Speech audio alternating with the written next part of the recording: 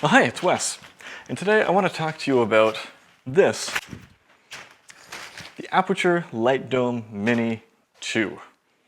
I think the name could be longer, so let's spin the B-roll and check this out.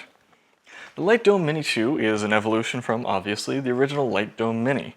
This is Aputure's easy setup, fast use softbox. Obviously, this is a very small size softbox, so the light you're going to get from it is not necessarily the softest. Let's skip over these introductions and go right to it with the categories in the build quality. So this is where this one has it made where other softboxes often don't. This is a very solid softbox.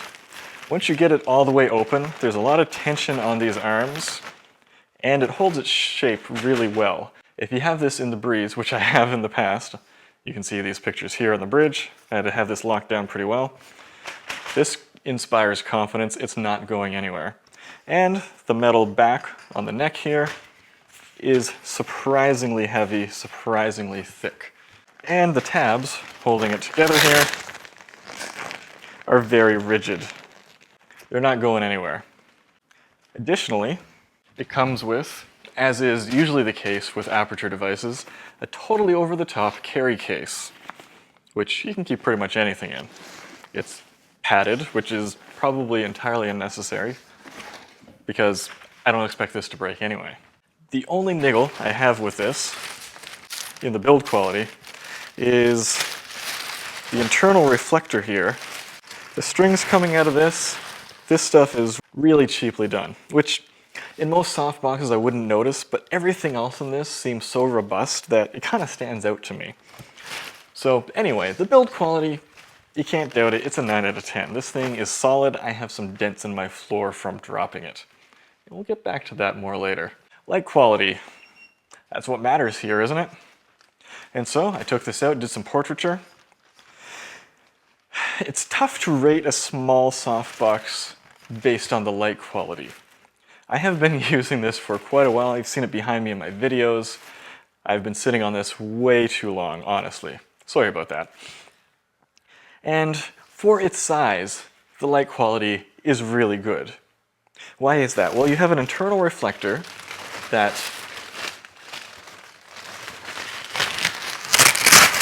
allows you to control the shape of the light pretty well, and the internal reflector can be flipped around to change the white balance of the light coming out of it. So you can put that in or take it out.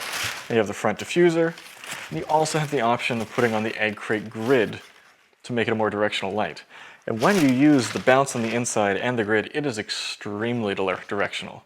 Like directional to the point that it's kind of difficult to use. So that's actually a positive, you just have to be aware of that. So for a light of its size, it is a very high quality light. You have a very even fall off on the inside because there are so many arms here. It creates a very great octa design. So I've got to give the light quality an 8 out of 10. If it was a bigger softbox, it could be a 10, but it is what it is. Usability. This is where things get a bit tricky for me. So this is Aputure's easy to use design with the pop open arms.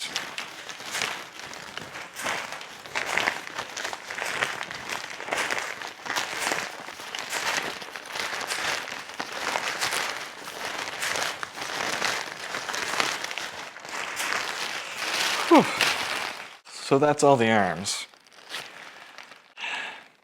I know that they put a lot of work into engineering this, to making it work the way that it should. They might not be the first one to use this design, but this isn't the latest from Westcott, nor is it the latest from anyone. Which would you rather? There are newer designs of this that have a more parabolic shape and that have more arms from Glow and from Westcott. So I've gotten used to the umbrella style, and honestly for me, that is not easy. When I bring this to photo shoots, I set it up in advance and throw it in the back of my SUV because I hate cranking this out when I get to a photo shoot. Maybe that's just me though. But that's not my biggest problem with this design.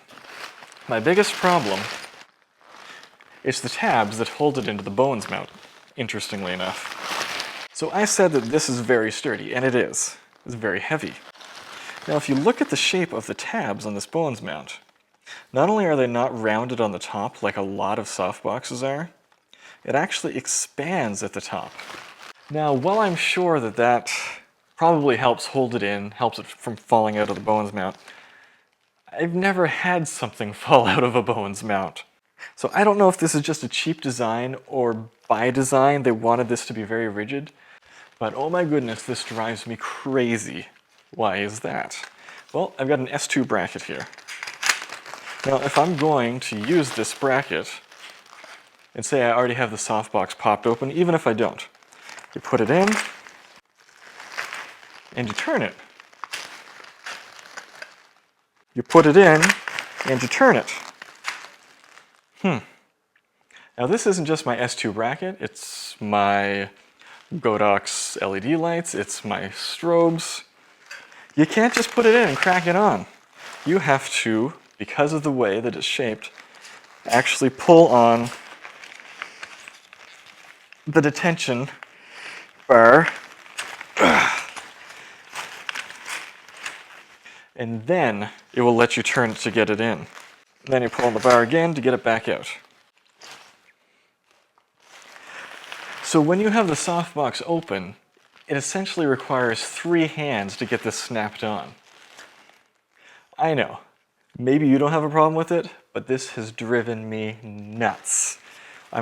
Now that the review is underway and will be over soon, I'm actually going to take a Dremel and grind these down and smooth those corners myself, because for me, I have dropped this so many times, inside, outside. I have dents all over my hardwood floor here from this ridiculous design. But anyway, thankfully that's just one aspect of the design itself. And we can move on with our lives. So, for usability, I can't give this any higher than a 6 out of 10 because there are too many things that kind of drive me crazy. Value.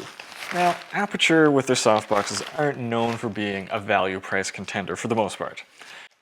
They don't cost as much as some of the big name brands, but they don't compete well against Godox and Neewer and stuff like that. So this comes in at $130, whereas you can get a Neewer that has the exact same design for 70 bucks, but it doesn't come with a grid,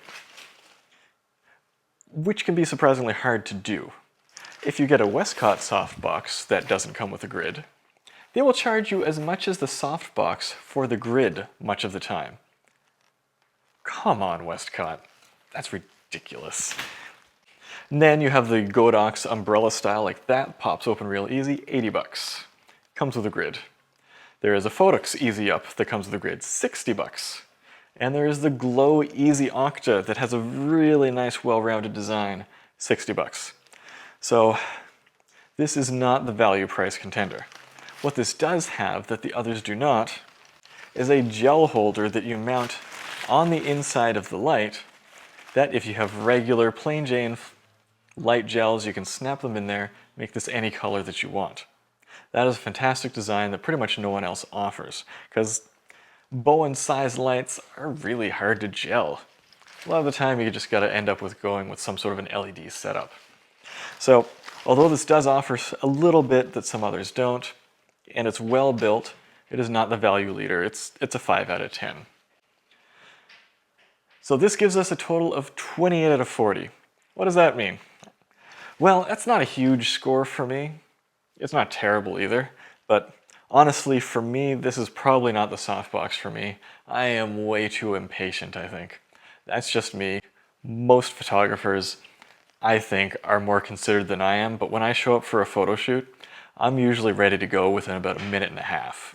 Boom, boom, boom.